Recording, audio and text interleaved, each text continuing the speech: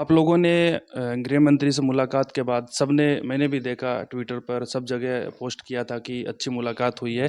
लेकिन कुछ लोगों ने, चाहे वो राजस्थान, ज़्यादातर राजस्थान से ताल्लुक़ रखते, उन्होंने बूढ़िया जी को लेकर ये उसमें लिखा कि कहाँ की टिकट फाइनल हुई, यानी कि उन्होंने इसको सियासी रंग दे दिया कि आप तो अपने लिए या टिकट के लिए वहाँ पर गए थे, आप चुनाव लड़ना चाहते हैं। वो उनकी जैसी सोच या जिनके उनके विचार हैं वो उसके लिए स्वतंत्र हैं और अभिव्यक्ति की आज़ादी है भारत देश में, कुछ भी कह सकते हैं। लेकिन हमारा जो प्रतिनिधिमंडल हुआ और जहाँ वहाँ वार्ता हुई, इसमें ना तो कोई ऐसी बात हुई, ना ही कोई यात्रा के दौरान किसी यात्री ने ऐसी मनसा ही जाहिर की हो। जब से कार्यक्रम की योजना बनी उससे लेकर संपन्न होने तक, उसमें मुझे तो ऐसा कहीं नज़र नहीं आया। और घर बैठा कोई व्यक्ति क्या देखता है, वो उसकी स्वयं की आँखों पे निर्भर करता है, उसके विवेक पे निर्भर करता है। और मेरा तो इतना कहना है कि ऐसी प्रतिक्रियाओं से बचना चाहिए जिनकी हमारे पास में कोई ऑथेंटिक जानकारी नहीं हो। बिना जानकारी के यदि हम किसी पे अनर्गल आरोप लगाते हैं या ऐसी बात करते हैं, तो उससे हम अपना स्वयं का ही परिचय दे रहे होते हैं। बाकी अब वो उनकी मर्ज़ी के ऊपर है, ऐसा वहाँ कुछ नहीं हुआ। जब तक मुलाकात नहीं हुई थी तब तक उससे थोड़ा सा पहले देवेंद्र जी बूडिया ने फेसबुक पर एक बहुत ही भावुक पोस्ट की थी कि मुझे समाज के कुछ बच्चों ने बोला, युवाओं ने बोला, चलो दिल्ली हम पैदल चले, ये चले। क्या उनको लग रहा था कि आप जिस जो सोच लेकर दिल्ली आए थे उसके हिसाब से सब चीज़ें नहीं हुई हैं? एकदम से ऐलान कर दिया गया था कि अब 11 सदस्यीय प्रतिनिधिमंडल यहीं रुकेगा, बाकी सब आप जाइए। पहले उससे 2-3 दिन आगे तक रुकने का प्लान था।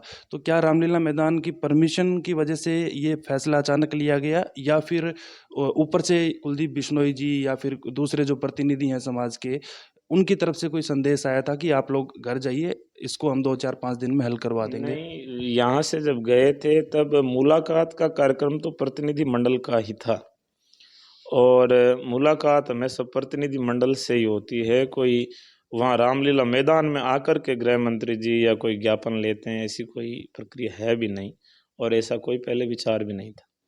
जब वहाँ पहुँचने के बाद 2 दिन की हमारी परमिशन थी रामलीला मैदान की। रामलीला मैदान की परमिशन लेते समय भी हमने उनसे यही कार्यक्रम का वो दी थी रूपरेखा कि हम जागरण लगाएँगे, हवन करेंगे, हवन के बाद हमारी आम सभा करेंगे। आम सभा के बाद में हम अपना ज्ञापन जो है गृह मंत्री जी को या प्रधानमंत्री जी को सौंपेंगे। तो वो प्रतिनिधि मंडल के साथ में मुलाकात तय थी, लेकिन उस समय योग से ऐसा हुआ कि वो हमारे दोनों ही माननीय जयपुर में थे, दिल्ली में थे नहीं।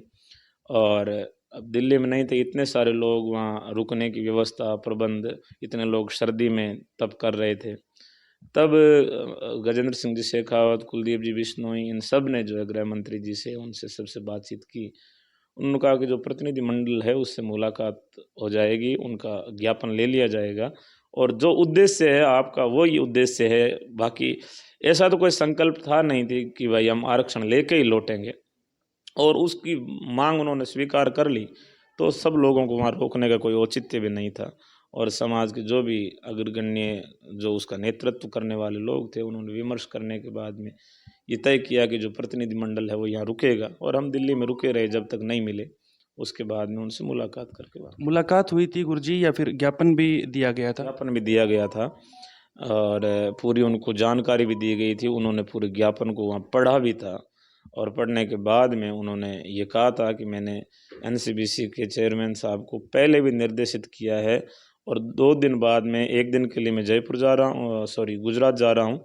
उसके बाद मैं वापस आके पूरी रिपोर्ट लेके आप लोगों को सूचित करूँगा, ऐसा उन्होंने आश्वस्त किया था। आखिरी बात मैं पूछता हूँ, मुझे भी बहुत से लोगों के कॉल मैसेज आए कि आपकी जब मुलाकात हो देवेंद्र जी से या गुरु जी से, जो भी लोग वहाँ गए थे, एक चीज़ ज़रूर पूछना कि इस आंदोलन में, इस यात्रा में, समाज की यात्रा थी, जो बड़े लोग हैं, विधायक चलो नहीं आ सकते, राजनेता हैं, सब चीज़ों का देखना पड़ता है, पूर्व विधायक हैं या जो बड़े बड़े पदों पे लोग रहे हैं, या फिर समाज के जितने बड़े पदाधिकारी हैं, वो लोग आपके साथ क्यों नहीं जुड़े? उनको खुद से रोका गया था कि भाई अगर ये आएंगे तो समर्थक ज़्यादा हो जाएंगे, व्यवस्थाएं बिगड़ सकती है, या फिर आप लोगों की तरफ से संदेश दिया गया था कि आप जुड़िए, वो लोग आए नहीं?